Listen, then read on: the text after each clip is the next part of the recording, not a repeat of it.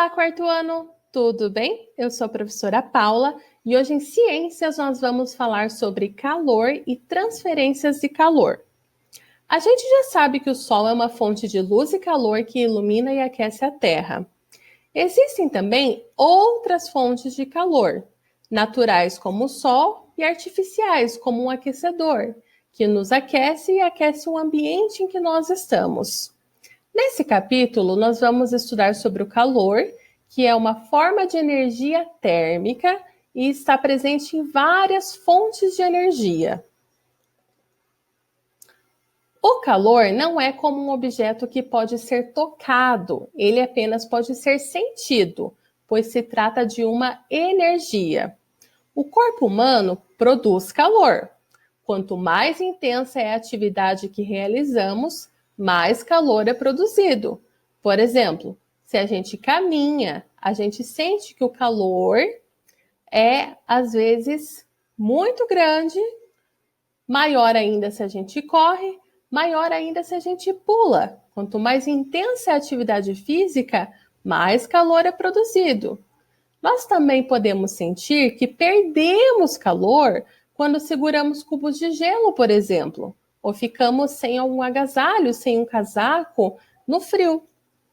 Nesses casos, nós sentimos frio porque nós estamos transferindo o nosso dos cubos de gelo ou para o ambiente. Então, nós estamos perdendo esse calor, ok? Vocês têm essas imagens aqui representando, então, quando a gente pula, que o nosso corpo aquece, esquenta bastante, e quando a gente está lá segurando alguns cubos de gelo, ou quando a gente sai da piscina e começa a sentir bastante frio. Então, é o nosso corpo perdendo calor. Alguns exemplos de fontes de calor que nós temos aqui são uma fogueira, um raio, um ferro de passar roupas e o próprio sol. Vocês conseguem se lembrar de outros exemplos? Quando existe diferença de temperatura entre dois corpos, o calor é naturalmente transferido do corpo com a maior temperatura para o corpo com menor temperatura. Ao receber calor, o corpo esquenta e a temperatura aumenta. Quando se perde calor, o corpo esfria e a temperatura diminui. A transferência espontânea de calor só acaba quando dois corpos ficam com a mesma temperatura.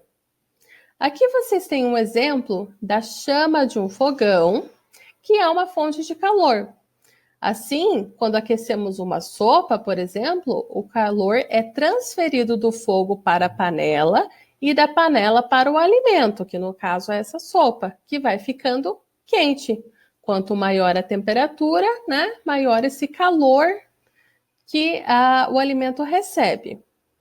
Se recebemos calor, o corpo esquenta e a temperatura aumenta. Se perdemos, o corpo esfria e a temperatura diminui, ok? A temperatura normal do corpo humano é de aproximadamente 36 graus. O nosso corpo está constantemente trocando calor com o ambiente e tem várias formas de se evitar que essa temperatura se eleve ou baixe demais. Por exemplo, quando a nossa temperatura aumenta, nós suamos. E aí a evaporação desse suor acontece, como a gente já viu em ciências, e essa evaporação rouba o calor do corpo e a nossa temperatura acaba diminuindo.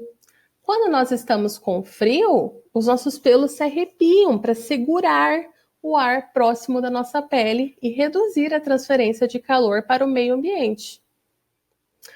O instrumento que mede a temperatura dos corpos e dos ambientes é o termômetro.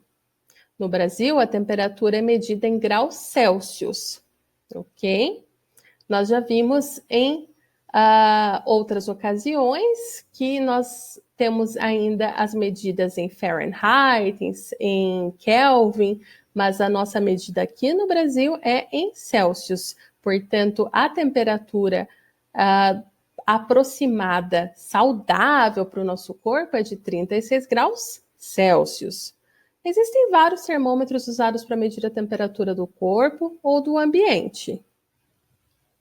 No próximo vídeo, você vai ver alguns exercícios sobre o que nós acabamos de falar.